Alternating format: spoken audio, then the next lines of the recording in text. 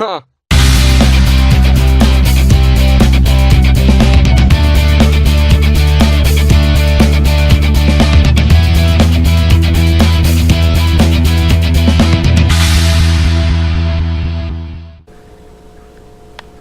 All right, the next one. Les Paul in a bag. You know, oddly enough, both these guitars came in the same day, and the same complaint. And the complaint is that the action's kind of high, but when they lower the action, they get rattled. And so there again, I'm going to put this on the tripod now that I got the guitar over here. Hold on. Okay, so Les Paul, what do they call this? The Faded series. Studio. It's mahogany. Back, neck. I'm checking the neck here. It looks. Typically they do a one piece. I'm just looking to see it. I had a little bit of a line down there, but I think it's a grain line, so it's not a scarf. I don't think they do scarves. That would be an improvement. Maple cap, but just stained. No binding or anything like that. Still the standard, 4-control Les Paul type of a situation. And, tom bridge and tailpiece, stop tailpiece.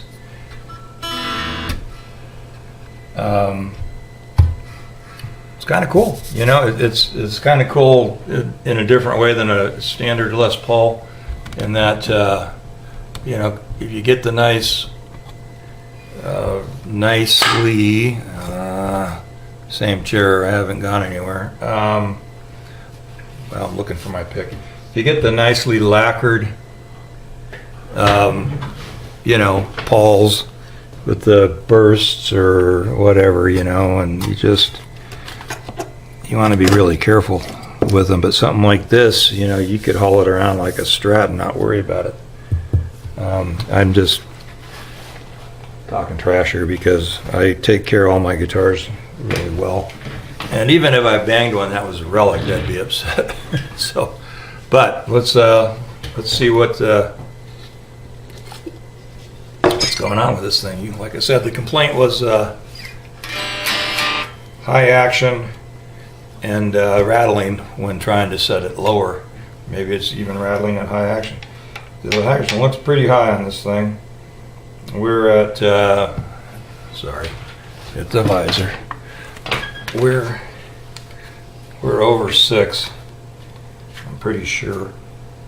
The bridge could certainly come down. That's not an issue, as long as we can get the neck geometry where we want it. But this guy was told the same thing. It's let me get my light out here.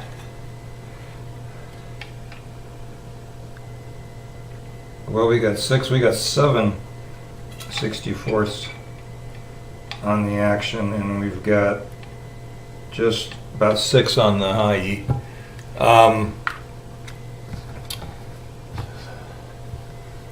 So let's find out what our neck relief is doing.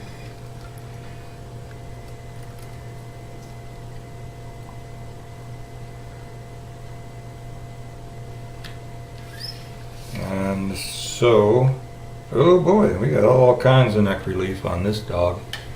Probably ought to just check it with this gauge here because I can probably read it.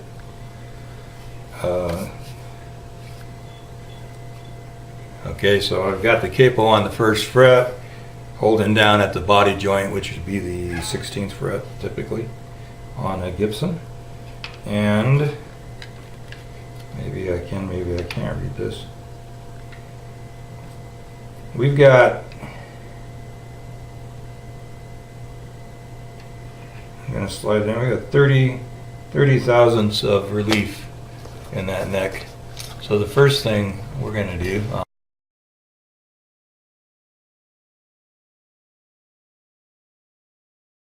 rattle. The fellow that brought this in was telling me that he has an acoustic guitar that plays better, and that's not hard to believe, because this is really high. Yeah, we got plenty of room to bring stuff down. That's not going to be an issue. I'm going to pull the truss cover off of this thing and see what we can do. So it's got just a standard old acorn nut on it, just like the good old days.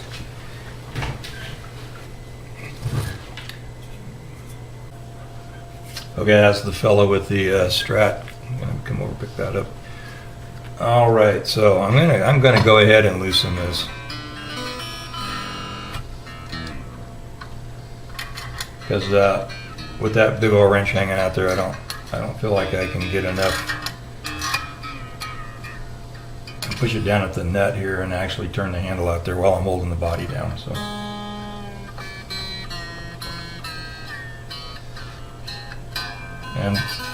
And what I'm going to do is I'm going to over tighten the rod, or tighten the rod more than I think it needs.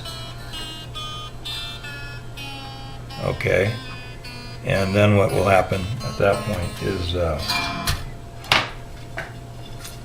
if I need to loosen the rod to give it a little more, I can do that. So right now I'm going to look and see where my neck is right now.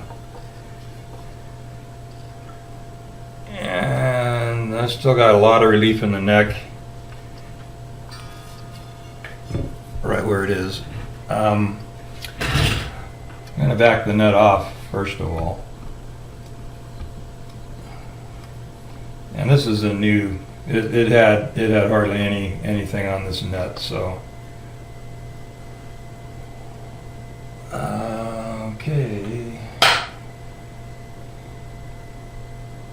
You know, oddly enough, it's kind of, it doesn't really fit this wrench, so I'm guessing it's a metric situation. But I take the nut off, and I'm going to put just a dab of Vaseline down in the nut, just to lube the threads, and a little on the face. There we go. And this just stays on the bench all the time. And then we do that and put the nut back on, or we try to.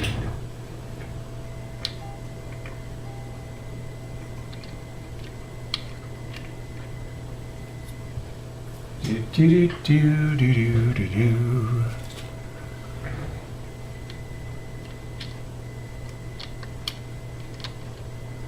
You can't get your fingers around the thing, so you kind of have to hold it up and try to turn it with something else. I should pull my visor down so I can see what I'm doing. All right, there's that.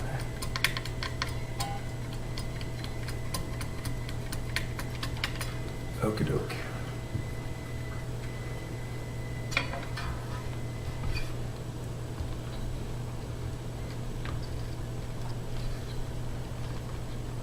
Okay, it's not, I didn't slip the nut, but I can tell it's wanting to because I'm not completely over it because of that size not being quite right. So I got to find the metric equivalent, and I'll have to get a socket out. So I'll go dig around for that. Plus, okay, push the phone. All right, well, he didn't answer me. I'm gonna have to go over to the house so I meet this guy with the Strat. So I'll turn it off, find a wrench, give the Strat back, and be back. All right, we're back. Where do we leave off? Oh, I was delivering the Strat. And gosh, went to lunch after that, so it's been a couple hours. And I had this standard Gibson truss rod wrench wasn't fitting, and I have a socket that I ground down a long time ago, but I'm pretty sure it's a 5/16 socket, but it fits. It goes over the nut no problem. And I just ground the outside of it down. I don't know how well you'll be able to, we'll leave it on the socket wrench. Started out as a standard 1/4" drive 5/16 socket, and I just ground it down to fit in the cavities. I think it slides right over the nut no problem, so I don't know. It's still a 5/16. So strings are still loose, so we're just going to give this thing a wrench. That was not quite a 1/4 turn, and we'll see what that did, if anything.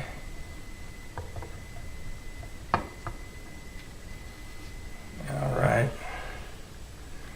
that is sitting right on the frets now, so I have no relief at all. I'm going to give it just a fuzz more so I have a bit of a rock.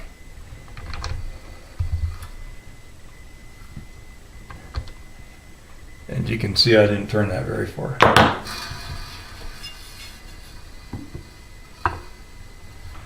And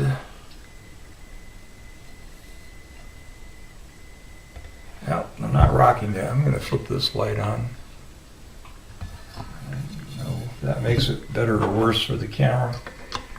It makes it better for me. All right, one more time. A little more.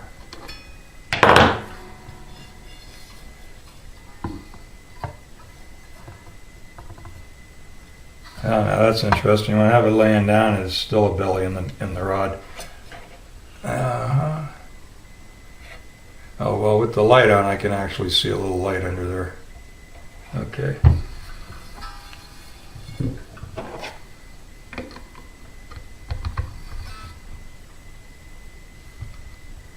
There again, I just went, I don't even know, that was an 1/8. That's not even an 1/8 of a turn. So I might have total out of those three, a 1/4, not quite an 1/8. So almost 3/8 of a turn on that nut. And I'm right on the frets now. I'm going to call that good. So we'll leave that truss rod cavity open for the time being. All right, and we'll tune this thing back up. And all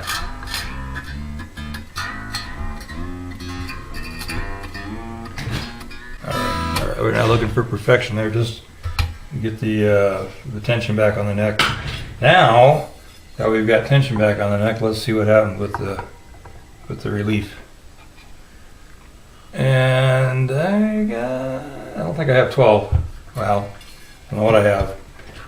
Like I mentioned the last time, I keep thinking 12 because I've been working on so many acoustics lately.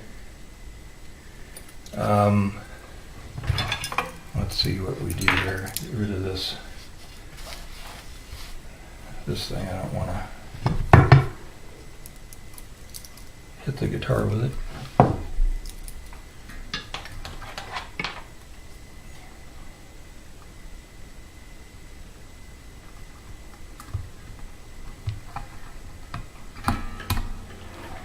All right. Playing position.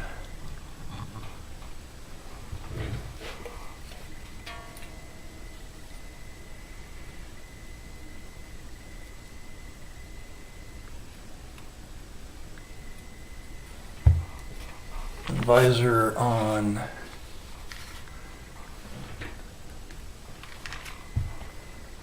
Tuner off.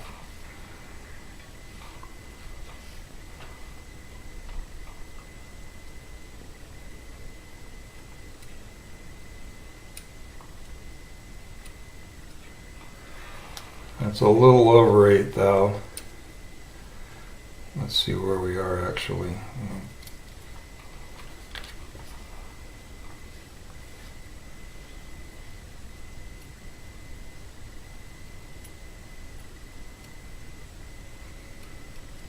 Oh, I didn't have it pushed down, thinking, wow, that gap got big.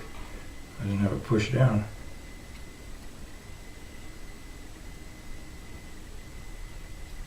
Okay, so I'm about right there. It's pushing it up a fuzz, so it's probably in the 10 or 11 thousandths range. I want to play it and see if I get any buzzing now. Still, no, let's see what that brought me down action-wise. That would have brought me down a bit, bringing that truss rod down.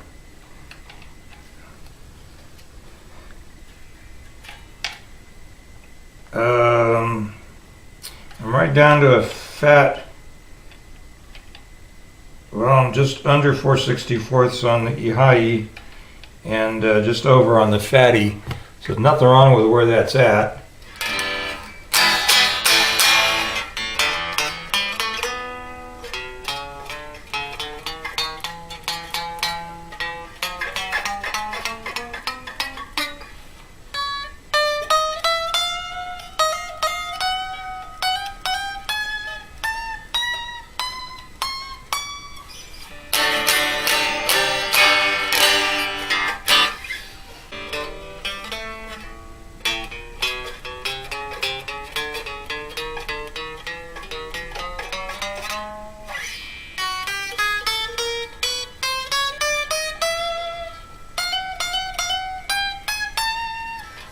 Well, I'll tell you, I'm going to go ahead and bring this truss rod up a little bit more.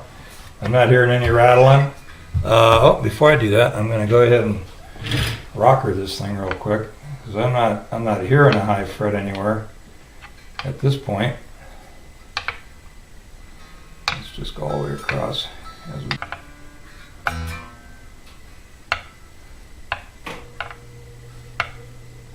Okay, so rocker-wise, these frets are even better than the Strat were. Was it? I'm going to go ahead and loosen these, bring that truss rod, tighten that another 1/8 or something. See if I can pull this down to just a little more like an 8, about an 8 thousandths of an inch relief.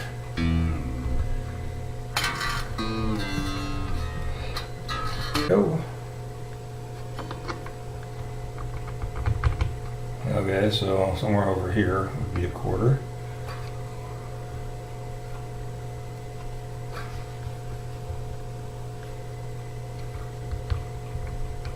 It's probably way more than I need. Just for kicks and giggles, let's see what we get here.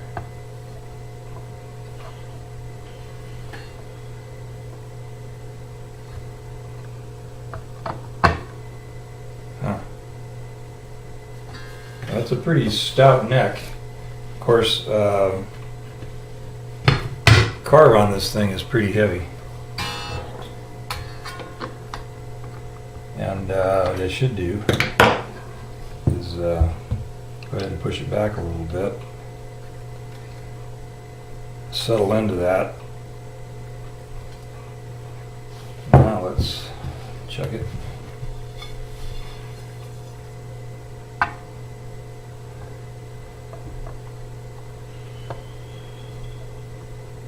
Didn't really change anything. Those of you who know that you've seen the videos, this is a fairly recent addition to the shop, the neck check, and this is a 24-inch. And sorry about the camera angle. I'm thinking like maybe the 18, if they make an 18, would be a good one to have. Just because if these pickups were any higher out here, this bridge pickup is too high anyway, but if it were any higher, I would be reading the bridge pickup instead of the end of the neck here. So an 18-inch might not be a bad idea. Well, I guess I could just use my old stainless steel one for that. I'm going to go ahead and lower this bridge pickup because it doesn't need to be this high. I'm going to have to set that up when I get it rolling again here, but it's really a lot higher than it needs to be.